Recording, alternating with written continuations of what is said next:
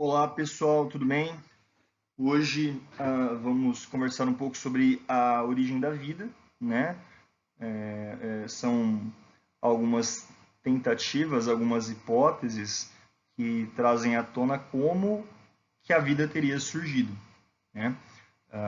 Então, é um tema bem interessante. Hoje, a hipótese heterotrófica, a hipótese da panspermia cósmica, a hipótese da autotrófica, elas são hipóteses que, assim, figuram no meio acadêmico, onde, né, a hipótese heterotrófica é a mais aceita atualmente. Então vamos tentar entender, né, quais são como são essas hipóteses e por que que a hipótese heterotrófica é a mais aceita aí, beleza?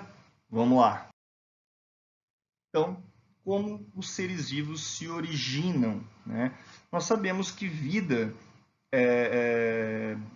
para que algo, né, seja caracterizado como um ser vivo, ele precisa ter um conjunto de características, né?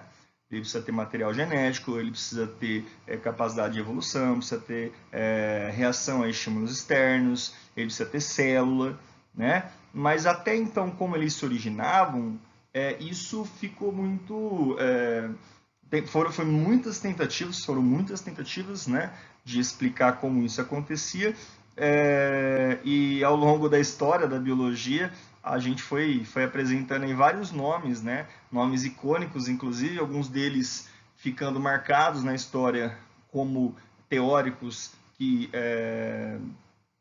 praticamente como eu posso dizer, a palavra fugiu aqui, que se consolidaram, né, como teóricos totalmente fundamentados e cujas suas ideias ainda perpetuam até hoje, e alguns teóricos que infelizmente tiveram ideias, né, defendiam propostas que não faziam muito sentido para o que nós aceitamos hoje.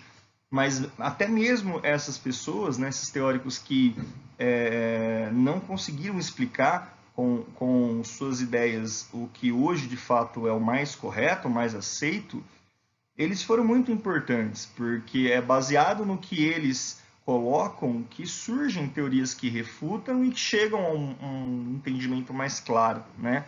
Então, na minha compreensão, acho que tudo é válido, né? Todos eles são de grande valia para a gente, certo? Então, como os seres vivos se originam? Aqui a gente tinha duas hipóteses, né? As hipóteses da abiogênese ou hipótese da geração espontânea. Nós tínhamos também a hipótese da biogênese. A hipótese da abiogênese, ela sempre disse, né, que a vida vinha da matéria bruta, que a vida vinha de uma matéria inanimada, de algo que não necessariamente precisaria estar vivo, tá? Essa força vital que emana aí de um pedaço de carne, né, enfim, pode ser suficientemente capaz de originar outros seres vivos. É o que eles acreditavam, né? E por muito tempo a teoria da biogênese teve força. Em contrapartida, essa teoria foi refutada, né? E deu lugar à hipótese da biogênese, onde os teóricos afirmavam que a vida só pode vir a partir de uma outra pré-existente, né? E que a reprodução é algo que permite esse surgimento, né, de uma nova vida, tá bem? Bom, os defensores da teoria da biogênese, né, que foi a teoria que, como eu havia citado, defende o surgimento da vida através da matéria bruta, da matéria inanimada, né, como uma força vital que surge, né, foram inicialmente Aristóteles, né, que foi um grande defensor dessa teoria da biogênese, Van Helmont, tá, que também defendia o surgimento da vida através da matéria bruta. Ele falava de roupas, né, que ficavam ali sujas, embebidas de suor por dias, e que isso poderia acabar originando ratos adultos, né? Olha para vocês verem, isso foi em 1648, né? Faz muito tempo. Nós temos aqui, por vez, né, a Francesco Redi, né?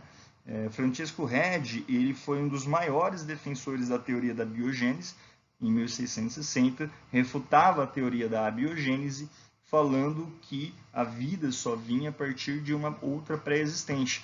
Então, Francisco Redi fez o famoso experimento dele, né, com a carne, né, o caldo de carne macerado em um recipiente, onde ele observava que nos frascos abertos havia, né, o surgimento de larvas, enquanto que no frasco fechado não havia crescimento, que significa que isso vinha do ar, vinha de fora, né?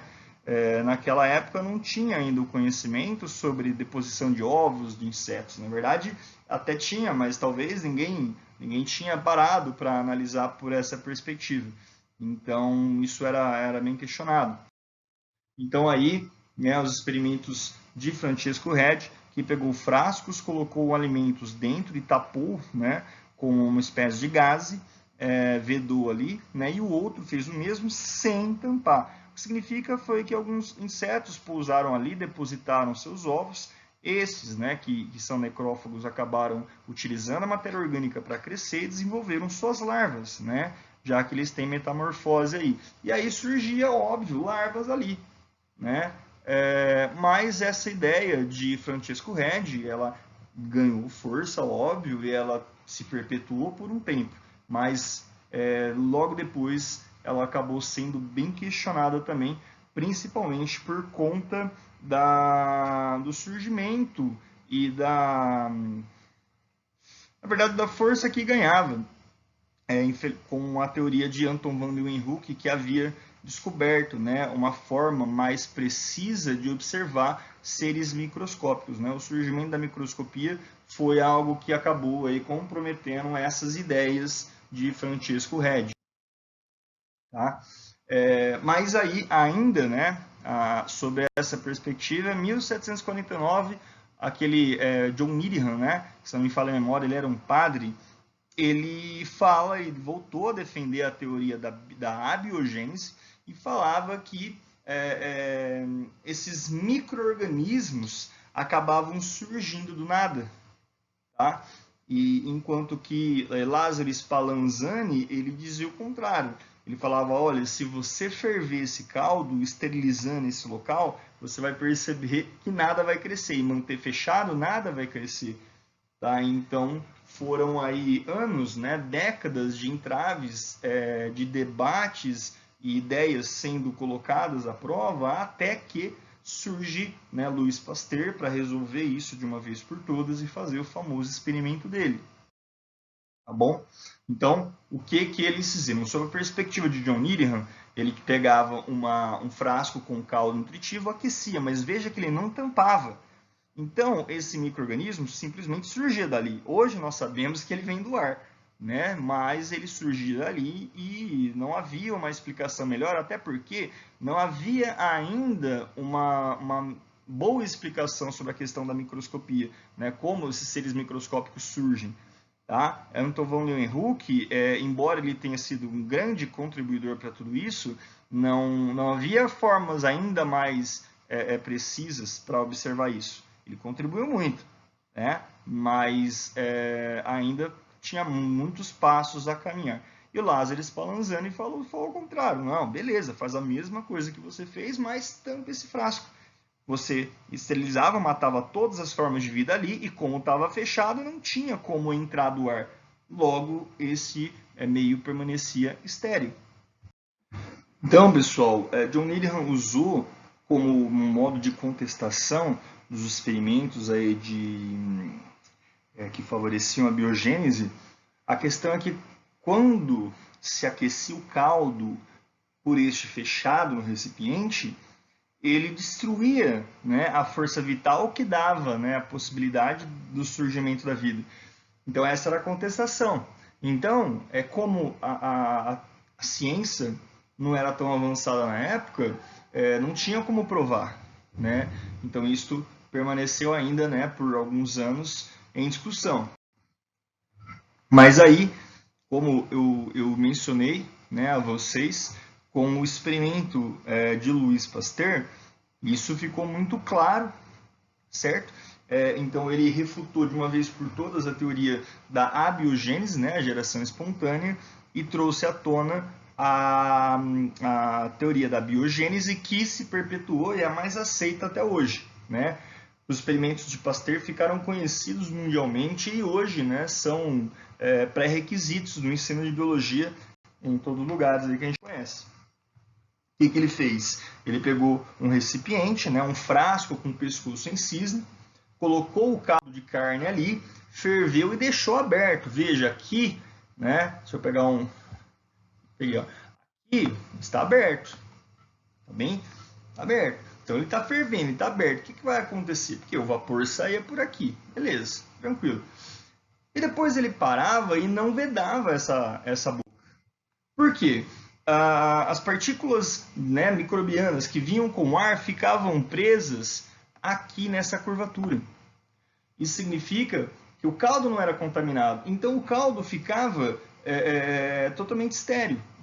Quando, né, ele quebrava esse frasco, né, quando ele tirava esse pescoço, né, o que acontecia? Aí, ó, você podia tombar, né? Aí, ó, tirava. Após o momento que você tira o pescoço e cisne, o que acontece? O ar entrava, o micro-organismo invadia o caldo e aí, né, turvava esse caldo, proliferando aí os micro-organismos. Então ele provou que a questão não é o que vem de dentro, porque estava aberto. A questão é que o micro-organismo vem do ar. E isso ficou mais claro com o advento da microbiologia, né? Com Leeuwenhoek, que trouxe à tona a microscopia e permitiu que a gente realmente entendesse, né? Realmente entendesse que tinha uma vida microscópica do qual a gente não conhecia. Tá certo?